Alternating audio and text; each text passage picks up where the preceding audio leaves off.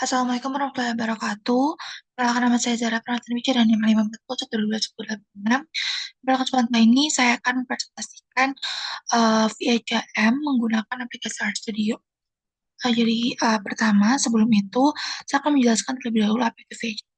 VHM adalah singkatan dari Vector Error Accumulation Model, yang dimana dia adalah model ekonometrik yang digunakan untuk menganalisis hubungan jangka pendek dan jangka panjang antara beberapa variabel yang bersifat non-stasioner. Ini saling berkointegrasi. Model ini merupakan pengembangan dari VAR atau Vector Outer Regression untuk data time series yang memiliki hubungan jangka panjang. Terus mengapa sih menggunakan VCM? Nah, pertama, karena VAR itu biasanya kadang tidak cocok untuk data non-stasioner yang berkontegrasi. Terus, kedua juga untuk mengetahui arah hubungan sebab akibat antar variabel dalam jangka pendek dan jangka panjang, ketika untuk menghindari spurious regression atau hubungan palsu akibat penggunaan data non-stasioner, dan yang keempat untuk mengukur seberapa cepat suatu sistem kembali ke keseimbangan jangka panjang setelah terjadi shock. Terus siapa sih yang biasanya menggunakan VHM ini? Nah, biasanya itu yang menggunakan VHM adalah peneliti bidang ekonomi, keuangan, dan sosial, mahasiswa yang skripsi atau tesis kuantitatif, lembaga riset dan analisis makroekonomi, serta pemerintah atau institusi yang membuat kebijakan berbasis data empiris. Terus kapan VHM ini digunakan? VHM ini digunakan ketika variabel yang digunakan bersifat non-stasioner dengan uji ADF atau PP. Kita temukan adanya kontegrasi antar variabel dan uji Johansson, atau jika ingin memudahkan hubungan simultan antar variabel ekonomi seperti inflasi, PDB, suku bunga, dan lainnya. Nah, terus gimana VCM ini diterapkan? Jadi, VCM ini diterapkan dalam penelitian akademik, misalnya analisis hubungan antar nilai tukar dan ekspor, dalam pemerintahan, misalnya untuk merumuskan kebijakan fiskal atau moneter, dan sektor keuangan, seperti peramalan harga saham, suku bunga, atau inflasi, dan dalam software ekonomi seperti EView, Stata, dan RStudio. Nah, terus bagaimana sih cara kerja dari VCM ini? Nah, pertama itu, biasanya kita harus uji stasionaritas dulu, ADF atau PP, terus kita selanjutnya bisa uji kontegrasi Johansson, melihat apakah variabel memiliki hubungan jangka panjang, nanti kita kita cek ada kontegrasi atau enggak. Kalau misalnya ada berarti kita memakai udah VCM, kalau misalnya enggak berarti kita menggunakan VAR gitu. Terus kalau misalnya, terus yang keempat itu VCM akan memisahkan komponen jangka pendek difference dan komponen koreksi error atau error correction term, dan yang terakhir pasti interpretasi hasil, yang dimana nanti ada koefisien error correction menunjukkan arah dan kecepatan penyelesaian menuju keseimbangan, dan koefisien jangka pendek menunjukkan pengaruh langsung antar variabel. Berlama-lama, mari kita langsung lanjut ke apa namanya demonya. Pertama, pastikan kalian sudah memiliki aplikasi RStudio ya, yang ada di device kalian. Terus kita mau import dataset from Excel, terus cari data kalian yang udah kalian siapin sebelumnya. Mau pindahin ini dulu, oke? Terus tadi aku sama di download. Ini data program. Kita tunggu aja. Dia lagi preview. Terus ini mau di skip aja. Kita skip ya data yang lainnya karena kita cuman data Y, X1, X2 bang. Bentar, kita skip dulu.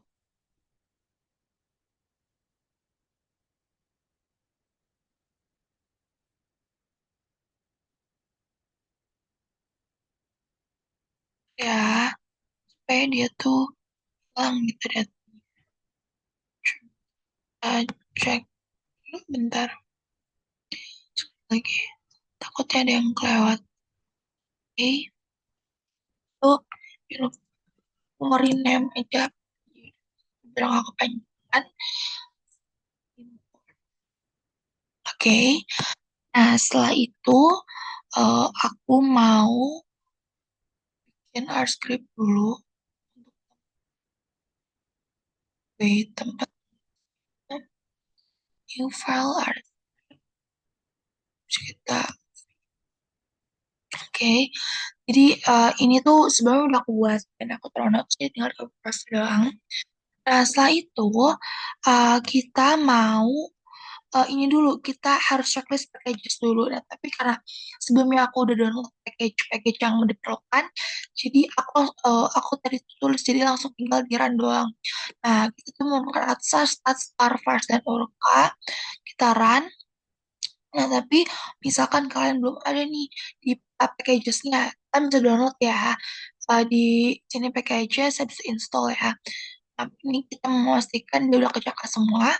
Selanjutnya, kita mau rename data dan hapus data bulanan. Sorry, ini salah. Kita mau, apa namanya, kita mau hapus si data bulanan yang ini, yang ada di sini.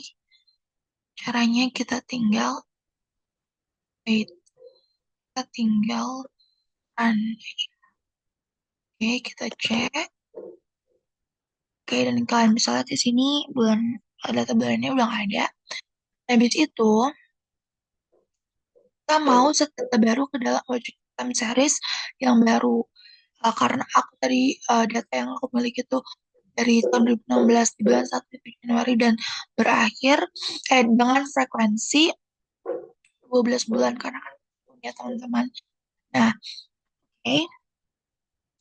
Selanjutnya kita mau melihat plot time series untuk melihat stasionaritas data di level. Lihat, ini ada plot datanya dan bisa dilihat kalau dia itu apa namanya eh cukup. Oh, kita cek stationery aja deh biar lebih jelas. Bentar, oke, kalau misal kita lihat di sini dia tuh belum stasioner ya di level. Jadi kita coba first difference. Nah, oke. Nah, jadi ternyata data ini tuh stasioner di first difference. Nah, selanjutnya kita tuh mau melihat lag optimum dari data yang kita miliki gitu. Hanya tinggal kita doang yang ini. Dan kita bisa lihat kalau dia ternyata optimum di lag 4. Maka dari itu aku udah buat kodenya itu di 4 gitu. Uh, kita tinggal blok aja saran. Nah, ternyata datanya itu stabil ya, karena di sini itu nggak ada yang lebih dari satu gitu. Selanjutnya, karena udah stabil, kita mau cek ke integrasinya.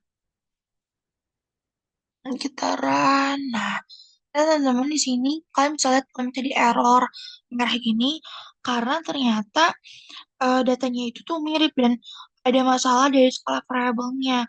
Dan bisa dilihat karena dia merah juga, berarti masalah itu lumayan parah ya, sehingga kita tuh harus buat data VCM baru yang tetap disesuaikan dengan data yang ada. Jadi kita harus buat rumus data VCM baru seperti ini data rumusnya. Ini udah aku buat. Nah, terus kita lihat datanya dulu. Run. Ini datanya. Habis itu kita lihat ada multiple atau enggak pakai rumus yang ini. Oke, dan bisa dilihat kalau ternyata dia tidak ada multiple ya teman-teman.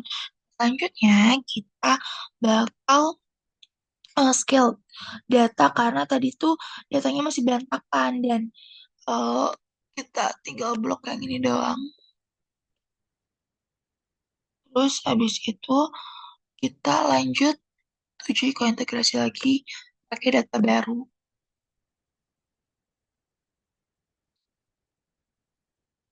Nah, kan kointegrasi itu dikatakan kointegrasi ketika citasnya itu lebih besar dari critical value sehingga menggunakan PCM. Tapi kalau misalnya dia kurang dari critical value itu berarti dia pakai var yang materi sebelumnya ya benar. Nah, selanjutnya karena kita udah bisa lihat nih kalau misalkan dia ternyata bisa pakai VCM, kita apa namanya kita mau uji model VHM-nya. Kita lihat dari LM dan betanya dikatakan signifikan ketika nilai estimate 0 sampai -1, atau kita bisa lihat dari bintangnya aja sih sebenarnya nanti. Nah, untuk belajar terus. Oke, jadi di sini kita bisa lihat kalau si ACT-nya ini maksudnya dia itu signifikan ya teman-teman, karena bisa dilihat kalau estimate-nya itu nggak kurang dari nggak lebih dari 0 dan nggak kurang dari -1 gitu.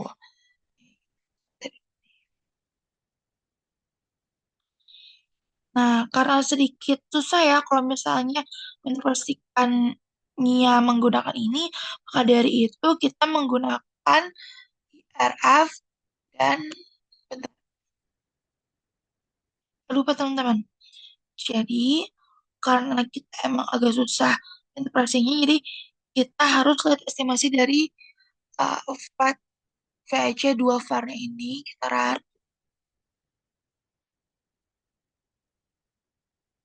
itu baru kita uji jaraknya. Dan kita juga bisa langsung aja lihat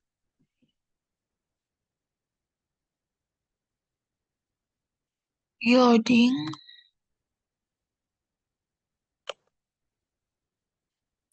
Oke, nah ini udah ada plotnya. Aku mungkin mau sedikit ngejelasin ya untuk uji RF ini. Di sini kita, oh ya, kalau misalkan nanya tuh uji RF itu untuk apa sih? Uji RF ini untuk kita lihat apakah ada shock atau guncangan gitu. Nah, di sini kan udah ada variabel Y, X1 dan X2 nih. Jadi aku mau sedikit pertegas ya. Di sini kita bisa lihat kalau misalnya untuk variabel Y, itu responnya ini terhadap Y juga bisa dilihat eh, kalau dia itu punya respon positif ya, karena dia berada di atas garis level dan apa namanya, dia tuh meningkat secara perlahan ya. Ya benar. Dan dan untuk variabel Y juga itu merespon positif terhadap X1 dan meningkat secara perlahan yang terjadi di periode pertama gitu. Dan untuk apa untuk Y, bentar. Ya benar. Karena dia berada di apa sih, garis variabel yang juga, karena berarti dia positif. Nah, tapi eh untuk variabel Y terhadap X2 itu tuh pada sama periode itu masih pada periode pertama, dia terus dia menurun secara perlahan ya sama kayak di atas, tapi dia negatif karena dia itu di bawah garis variabelnya gitu. Oke, habis itu kita lihat untuk VVD-nya, kita run, tunggu dulu aja,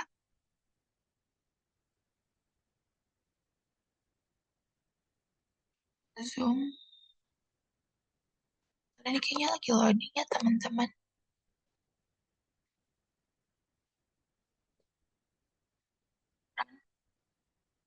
Oke, zoom.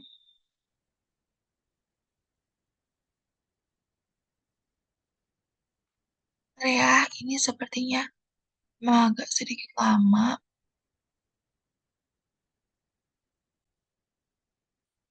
Oke, nah kalau untuk VVD ini kita bisa lihat besar pengaruh dari masing-masing variasi. Pertama ini untuk yang Y, VD Fourier ini, dia terjadi guncangan paling besar dipengaruhi oleh variabel Y yang warna hitam ini, diikuti X1 dan X2.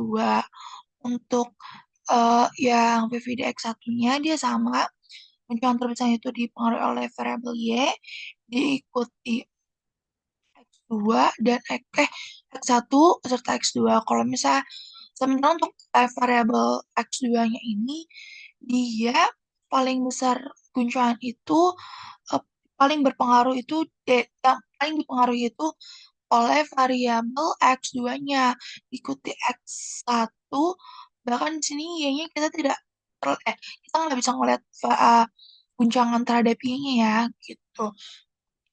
Mungkin cukup sekian kali ya dari presentasi saya. Maaf jika ada kesalahan kata ataupun kalimat. Wassalamualaikum warahmatullahi wabarakatuh.